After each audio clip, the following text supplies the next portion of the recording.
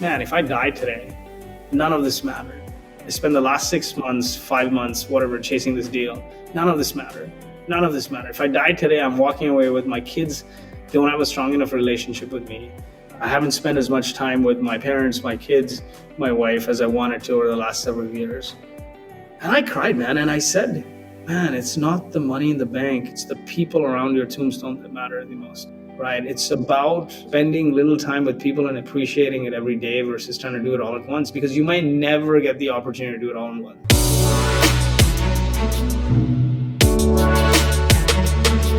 Welcome to Entrepreneur's Handbook Podcast, where we share inspiring startup stories with practical takeaways for you, the listener.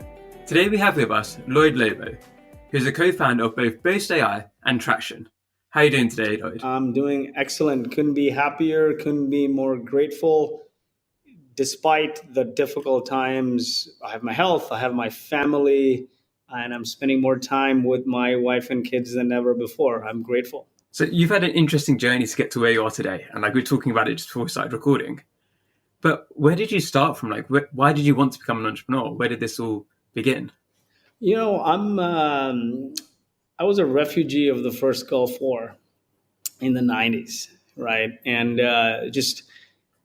probably my first experience with building community and entrepreneurship was then, right? So when that Gulf War happened, a lot of the security in the country had lapsed.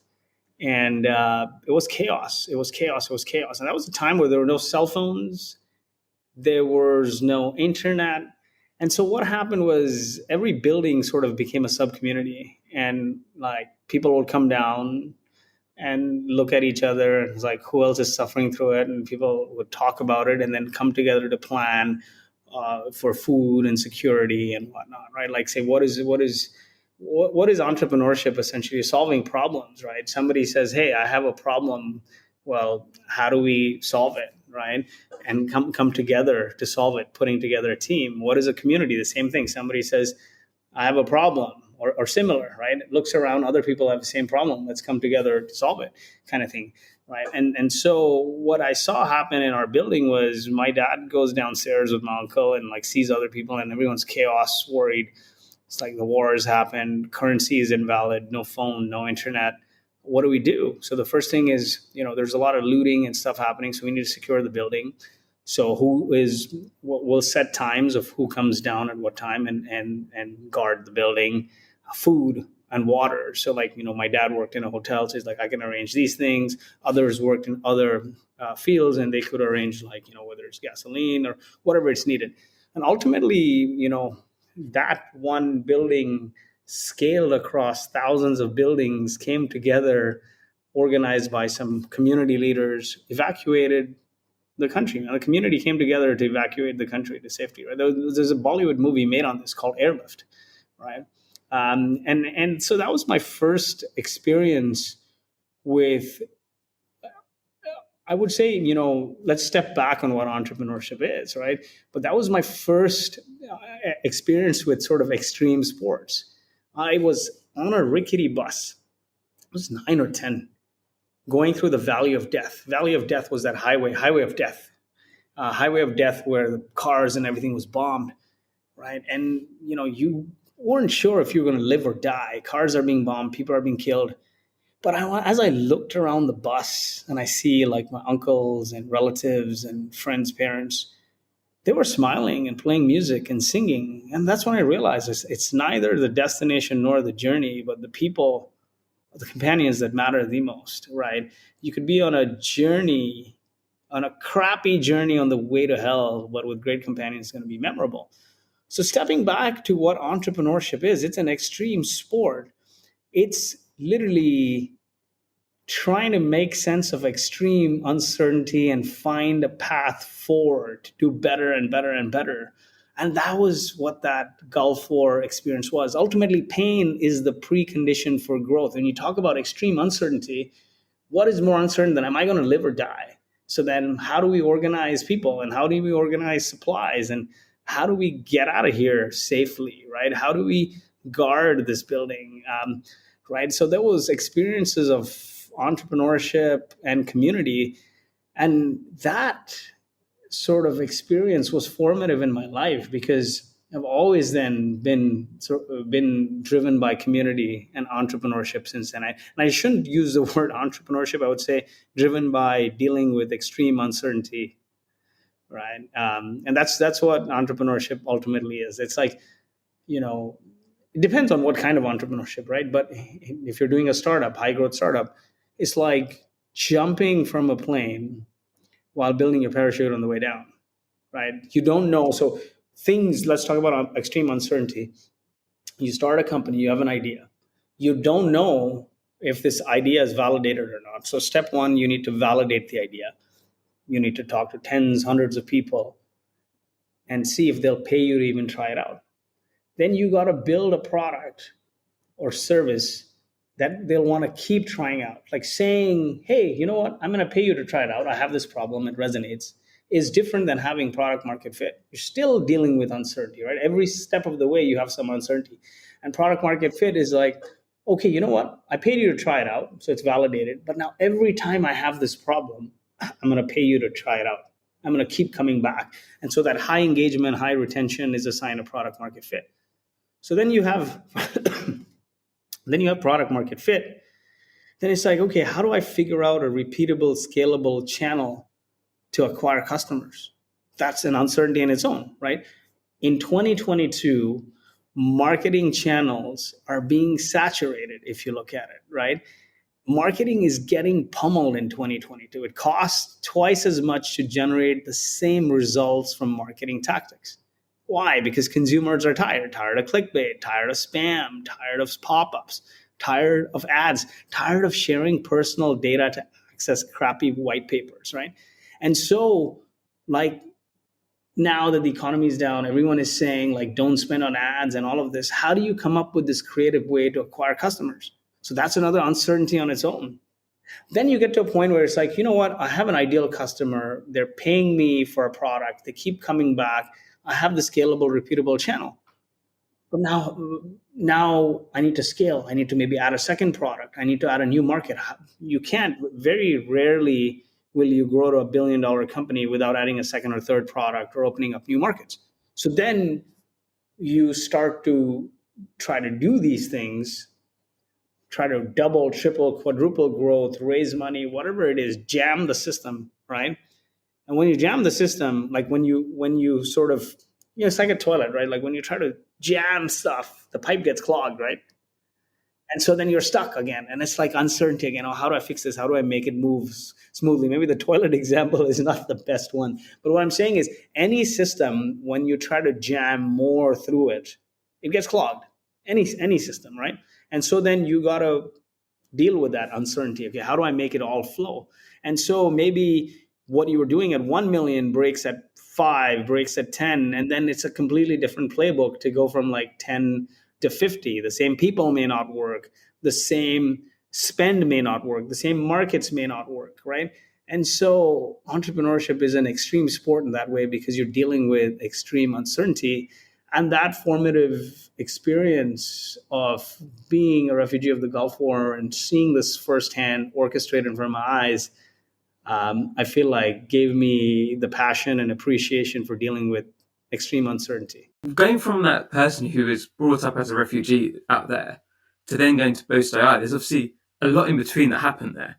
And we talked about this before, how you had a lot of startups you worked for that failed, or then you started your own startups and they failed. How did that feel like? How did you go through that process and still keep going and still keep pushing forwards? There's this great quote. One of my favorite movies. I'm not I love sort of contact sports. One of my favorite movies is Rocky, and in one of, I think, Rocky 3 or 4, he says it's not about how hard you hit, but it's how hard you get hit and can keep moving forward. Right? Everyone has a plan until you're punched in the face. Mike Tyson, and I had this very crazy experience. My in-laws never thought I was good enough for my wife. I'd been dating her since our teens. I was her prom date since like teens, right? I was her prom date, like I said. But she got into med school in second year of undergrad without MCATs. Bright kid. She's a top physician at Stanford. And my in-laws never thought I'd be good enough. And that, don't let rejection rule you. Let it fuel you. Never let rejection rule you, let it fuel you. That rejection served as a fuel for me. And so, I've only ever worked at startups. I graduated, mysteriously worked at a small company, worked at a couple of startups, and I saw firsthand, I guess it was that drive to deal with uncertainty at the same time being in the driver's seat, right? When you're in a startup where there's like sub 20 people, you're always in the driver's seat of something. Nobody has the opportunity to be a passenger when it's like less than 10 people, less than 15-person company. Everyone's in charge of something. So that drove me, and I saw like failure very closely, tried a couple of times, failed for whatever reason, did a product in AI for customer service that failed ahead of its time, did an AI for sales product that failed. And so that kept driving me, is like, failure is just one data point, right? It's like it teaches you what not to do and drives you to do better, right? When I had the opportunity with Boast, my co-founder and I had been best friends, known each other since college. After engineering, he did a startup that failed, felt he needed to study accounting because that was his missing piece, finance accounting. So he studied that. And then his unique combination of engineering and finance took him to the world of R&D and accounting, R&D funding, which is like, trillions of dollars or hundreds of billions of dollars in R&D funding through governments available. And he worked at a big four accounting firm, then calls me and said, hey man, this is a manual broken process. Like there must be a better way than filling out paperwork manually. And so we went at it. We went and called our first hundreds of customers manually and delivered that manually. But that drive that, when you look at something failed, and you should analyze it. Just failing for the sake of failing is failure is celebrated a lot in Silicon Valley. But when you fail, you should just analyze, like, why did it fail? Was it the market? Was it the product? Was it the team? Was it funding? Was it founder issues? Like, what was it? Like, okay, so then how do I fix this the next time? And both times, what I found is that the company, like, whether it's the product or the timing, like, just wasn't right. And with Boast, what happened was there was already an existing market. It was a service that was delivered very manually. And so we knew that people are already consuming the service. If I automated it and put it on steroids, we're definitely going to get more customers. But I think ultimately the driving thing is if you have if you have this mindset of don't let rejection rule you, let it fuel you, and you fail, you just want to go at it again. With Boast.AI, for people like listening who aren't fully sure what it does exactly, could you tell me a bit more about that and how maybe it's pivoted over time too? Yeah, definitely. So, globally, there's hundreds of billions of dollars given in government funding to support R&D and innovation at companies. US, Canada, UK, Australia, France, New Zealand, right? Canadian government gives you 64% of your R&D spend as a cashback. US government gives 10%. UK government is close to 50%. The problem is it's a laborious exercise. You got to figure out all the work you've done and see if it qualifies per the tax law, right? So you got to look back of all the R&D you did and who worked on those projects, and if the projects were documented properly and matching up to the tax rules. And then you got to fill these forms and timesheets and reports on the R&D and submit it to the government. And the government may choose to audit it or not, but then you finally get your money. So literally, say in 2022, January through December, you spend money on R&D. Then by another 4 or 5 months, you apply for it, deal with it, in another 3-4 months, you get the money. And that whole process is like, if you look at it start to finish from the first dollar you spend on R&D, is like 18 months. And what we said was, man, there should be a better way. What if I could integrate with your technical and financial systems, pull the data in, and real time figure out what work you're doing on R&D? Not only can I automatically file your R&D applications at the highest possible certainty for you to get the money, but then I can also give you the money now, right? And so what Boast set out to do is solve these problems. What are the 3 problems? Cumbersome application process, prone to frustrating and expensive audits, and takes a long time to get the money. But if I integrate with your systems and have a foolproof real-time record of the R&D work you're doing, then I don't have to wait. You don't have, as a company, you don't have to wait to get this money from the government sometime next year. For every month you spend on R&D, I can give you the money now, and then take it on the back end from the government. And so that's what we set out to do, effectively, eventually creating, in a way, a new asset class called R&D funding. Right? There's MRR financing, there's venture capital, there's all these instruments of funding a company, but there is nothing like R&D funding. But R&D is what drives the companies. If you look at the most valuable companies on the stock market, most of them spend lots of money on R&D. Yet R&D is a black box, and something somebody does on R&D, and then it fuels the growth, because it doesn't tie together. So long-term vision of Boast is to accelerate innovation. The big purpose is enabling innovators to change the world and become successful, because every dollar spent in innovation returns 20 to the universe: vaccines, robots, clean drinking water. But in the last 15 years, more than 50% of the companies have evaporated because there's not an efficient way to innovate.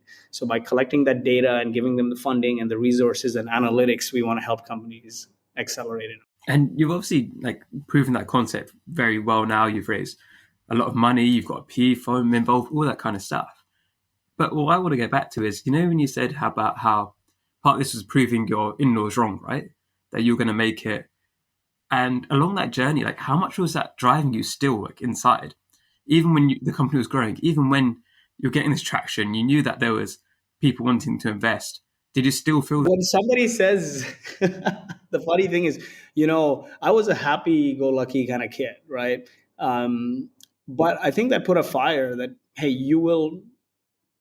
I don't think you're worth it for my daughter, or I don't think you'll amount to anything. Now, we're both Southeast Asian, so we're, probably our Western counterparts will be like, what? That's really weird. But that happens in our culture, right? And so that drove me every single day, because I'd look at the bank account and I'm like, you know what? The company is growing, but the bank account is still missing a few zeros, right? So when you are financially independent, or the value of a company is worth something, that's when you feel like, okay, you know what? I have proven a few people wrong. Now, a lot of people say you shouldn't do things to satisfy others' definition of success, and I do agree with that. You shouldn't do things to please other people. I do agree with that. It's just that this pain drove me crazy, and maybe if it didn't drive me that much, I probably wouldn't be as driven at the time. And obviously you had a PE exit in some ways, right? A mini exit. And was that the moment when you were like, yes, now I know that what I've done is I've amounted to something, which obviously it shouldn't be. You have to have a PE exit, because obviously it doesn't matter where you are in life. You obviously amount to something and you're worthy. But what was the kind of flip point in your own head? It was okay, yeah, now I can let that rest. I went from being broke to I'm like, dude, this is we sold a majority stake in the company to a growth equity firm. See, the thing is, we always lived well and happy, right? Grateful, all of that. But when nobody understands your company, and you're a brown person, you're Southeast Asian, right, Indian descent, you understand. My parents for the longest time didn't understand what I did. They're like, there's no income coming in a significant way. Your wife's a doctor. She's running the family. What are you doing? What is this? What is this startup stuff, right? Nobody gets it. Think about it, right? Our generations, both sides, my family and her family, they're not into startups. They were into my parents are not even into business. They're working people. My mother was stay at home. Her dad was a businessman, but that was real business, right? You offer a product or service, you get paid, it's profitable, it fuels the family. They not understand this high growth, uncertain startup stuff that blows up more than flourishes.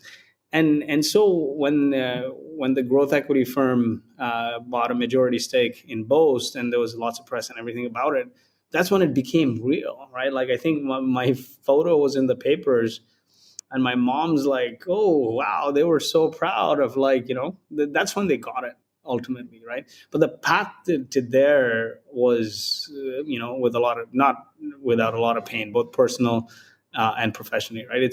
It's hard. Like I said, going from 5 people to 25 to 15 people to 25 people to 50 people, and then now we're over 100 is not easy. Every time you go from one milestone to another, many things break, right? and just maintaining sanity during that time, and questions, and moving forward despite the uncertainty is key. And then your personal life also in many instances falls apart if you're spending a lot of time on the business. Your kids are not close to you anymore. You just see something wither. Either your health's withering away or your family is withering away, right? So it's like juggling. It's like you're juggling a few balls in the air, and which one you're going to let drop and which one you're going to keep in the air is key, right? If you let the health ball fall, it's done. If you let the family ball fall, and that's what I realized, because after this PE deal, I kept neglecting my family. Like for the longest time, my wife would always joke that your daughter is going to say, call you uncle. Like, you're never there. We have 3 kids. I kid you not. Every time my wife was in labor, I was in a different city, and a friend had to call me and be like, your wife's in labor, so like head back. Every single time, dealing with that, right? You're letting these balls fall. And what I kept telling her was, hey, let the deal come through, and then we'll celebrate in a big way. We'll take everyone to Tahiti, right? We'll go to Bora Bora with my parents and my sister and everyone.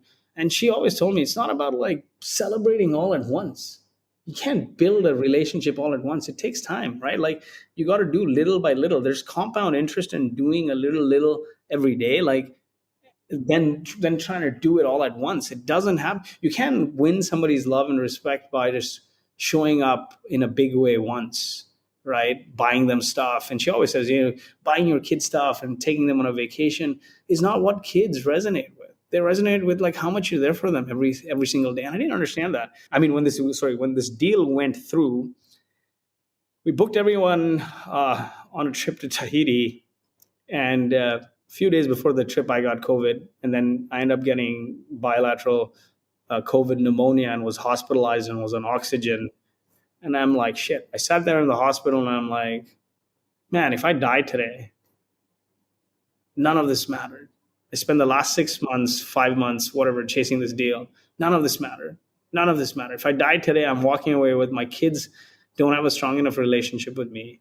I haven't spent as much time with my parents, my kids, my wife as I wanted to over the last several years. And I cried, man. And I said, man, it's not the money in the bank. It's the people around your tombstone that matter the most, right? It's about spending little time with people and appreciating it every day versus trying to do it all at once, because you might never get the opportunity to do it all at once. And so one of the biggest things I did in the last few months is, we transitioned out as founders. A new great CEO was recommended, who previously was a part of a few multi-billion-dollar companies. And so I said, if I stayed in the Bay Area in San Francisco, my wife's like, you're going to sit and try to start the next company, try to now take this one to $1 billion. And this is going to be a never-ending saga. So let's just move somewhere where we have lots of friends and family, and your mind is just away. We break the system, basically, right? Break the new uncertainty. And so we moved to Dubai. And I kid you not, in the last 3 months since we moved here, I've spent more time with my wife. I've spent more time with my kids. And I keep telling her, it's like being teenagers again. We walk every day. I see my kids off to school every day. So happy. Like my happiness has gone up tenfold. And I was recently listening to this audiobook called Happiness, the Happiness Code, and even watched a few folks like Naval talk about it. They're like, happiness leads to success. You don't try to become successful and then hope for happiness. If you have a happy mind, a positive mind, success follows. And I believe that. Yeah. Like, it's so beautiful to see the journey that you went on. And obviously it's sad to see that you had to go through so much pain to get to where you are today. But at least you are at that point now where you do feel like a teenager again. You've got that relationship with your wife and your kids. And if somebody listening right now is maybe in the position you were 3 or 4 years ago, where maybe they are neglecting things that do matter to them, what would you say to them to try to avoid the same pain that you went through? The hard thing is you can give as much advice to people, but everyone has to go on the journey themselves, right? It's like, have you ever like had a friend who smokes a lot or drinks a lot, and you keep telling them, stop, you're gonna hurt yourself, you're gonna do some damage, you won't live long enough, or like whatever advice you give them, right? Or like somebody who's just like doing nothing with their life. They got to go through their own pain, maybe, get hospitalized or short of that, or like go through their own pain. It's hard for people to realize based on advice until they go through their own pain. But the one thing I'll tell people is startups is an extreme sport, and you're juggling a lot of balls. Write down on a piece of paper and stick it on the wall. What are your values? What is important for you? A lot of people say, "Oh, we want to change the world and this and that," and I'm like, 90% of the people who say that is BS, right? You want money. That's what you're doing. You're doing it for happiness. So write down, like, what are the things that make you happy, right? What are your values there? What makes you happy, right? Happiness doesn't come in and of itself. And maybe it's family. Maybe it's like family. Maybe it's kids. Maybe it's people. Maybe it's travel. And write those things down, and don't neglect those things. Do those little by little. Even if you go for an hour long walk or a hike, or travel every other weekend or something, it's better than like those points of recharging and disconnection done every other week, every week, spending time with your family, dinners, whatever it is. It compounds over time. Because what will happen is, not all businesses succeed. You'll go through this journey and you'll realize you sacrificed everything, and you get to a point where, like, I sacrificed everything, and now I don't have these other things that make me happy. And now I see the business is also going downhill. And that's when you'll get hit by extreme depression, right? And so write down what makes you happy. It could be like working out. It could be sports. It could be family. Like, do those things little by little every week. It compounds. That's what I would leave people with. The other thing is, we're living in this age where the daily news is absolutely nauseating, right? Constant negativity, destroying your good vibes. Like, even online, people are just like, everyone's commenting. If you look at I've disconnected from social for a little bit as an experiment for the last 4 or 5 months since I moved here. But anytime I log on from the web, I've removed all the apps. It's like somebody's bashing Elon Musk and somebody's bashing this guy and that guy. And like, it's just negativity. Somebody's bashing somebody else, right? It's ultimately up to you to curate a better ecosystem that allows you to thrive, right?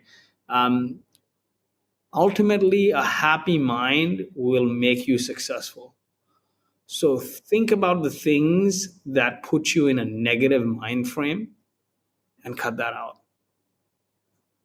Because happiness is what will help you succeed. Or you can start your day by just being like in a shitty mood, like all this negative stuff, and then it all trickles down, right? You're going to take it out on people. Or you can start your day by saying, like this morning, I literally woke up and I'm like, I tell my wife, I am so grateful to just wake up in good health next to you. And we're both not working crazy hours. And it's 10 in the morning, right? It's not like 6 in the morning. I'm just like, it's like we were teenagers again, right? And just trickle that. And anytime you're around people who are always complaining and negative energy and bashing, just cut that out, because I'm telling you, negative energy will kill your positive vibe. You don't want that. And like, with this new life you've built, what's driving you now? Like, what are your dreams? What can people expect from you in the future? Definitely. So with this new life here, I'm spending a lot of time with family, friends. Some of my closest friends that I grew up with, because I was born in Kuwait, live here. My cousins live here. And just reconnecting with the things that I neglected, which is family and health, right? So spending a lot of time working out, walking hours with my wife, like all of those things. And I'm working on a book. I'm working on a book called Community-Led Growth, which will come out first week of May. And that's the journey of how building community is the wave of the future. And, like I said earlier, right, marketing is getting pummeled. It costs twice as much to generate the same results. Consumers are fed up of clickbait, spam, pop-ups, ads, sharing personal data to access crappy white papers. So they're saying no to the old marketing. But if you look at it, the best brands already know this, and they've quietly been building communities. The best brands are helping their customers become successful beyond their product or service. Harley Davidson, great example, right? The company almost went bankrupt in the 80s. And then they rebuilt around around the ethos of community. There's Harley rider clubs and rituals around wearing Harley gear. The same thing with HubSpot. Before they had software, they built a community around helping people become better digital marketers. Actually, everything I learned about digital marketing was through the HubSpot community. And then one day they had software. So I think community Brands of yesterday were built on what they told the world about themselves. Brands of the future will be built on what the community says about them. If you build a community, you won't become a commodity. And so that's my spare time is spent working on this book around community-led growth. And like, do you think in the future you will try to do another startup again, or do you think that's now you've been there, done that, had the success, and now you're in a different phase of life? I'm in this mindset that anything I do, everyone has to write down their values. When you're poor, we neglect writing values.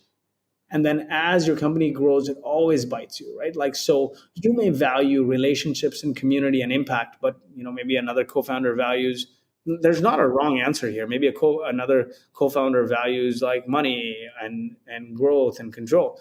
What happens is when you're poor, it doesn't bother you, right? You just make the best decisions to keep the company afloat. But when the company is rich, those things impact your decision making. So it's very, very important to be firm on your values. And for me, it's like, what are my values? I deeply care about community. I deeply care about impact. So the next thing I do will definitely integrate those things. Even Boast was built on community. We built a community because we sell to founders and CEOs. That's who we get them, who needs R&D money to fund their business. We built a nonprofit community called Traction, which provides resources and content and events and mentorship to help these founders become successful, right? And YouTube has a couple million views. We've hosted hundreds of events and webinars, and we make no money from it, right? And so anything I do next will be built on that ethos of community, and of course, with impact as a core value. And if you look at it, we were able to, after being a part of a few venture-backed failures, we were able to bootstrap Boast to nearly 8 figures in revenue by building community. Right? The karma comes back, man. You're hosting lots of events. People are coming. They're hanging out with you. They know you're providing value for free. And they're like, if you're providing me so much value for free, why should I go and give my business to somebody else? I may as well give my business to you. That's karma, right? And so I think there's a huge, huge value in doing that. But for me personally, my core values are impact and community. Like, that's what gives me happiness: relationships, people, community, impact. And so the next thing I do will be that at the forefront. I love your attitude, and I also love the person you've become too. And I wonder if we talked 10 years ago, whether because you were in that different mindset, how it would have come across. Whereas now you can just see the journey you've been through and what you've learned from that and what that's made you into today. But I think even before, you always cared about community, right? But I think now you've got that great balance where you care about the community, you care about what you're doing, but you also care about the more holistic and your health and everything else too. And I said to you earlier that we're going to get you on again, just purely about community. And what we can probably do is get you on just before your book is coming out or about that time. So then people who are it's fresh in their minds, and obviously your book's going to be able to help so many people. And if the people listening right now want to get in touch with you or learn more about what you're doing, where should they go to? Just go to my LinkedIn. I'm actually taking a social sabbatical as an experiment. But I will be back on in January, but I still have a lot of content on my LinkedIn. Go to LinkedIn, and Lloyed Lobo is the best way to get a hold of me, or on YouTube, Traction Conf. Just search for Traction Conf on YouTube. So thank you so much for coming on today, Lloyd.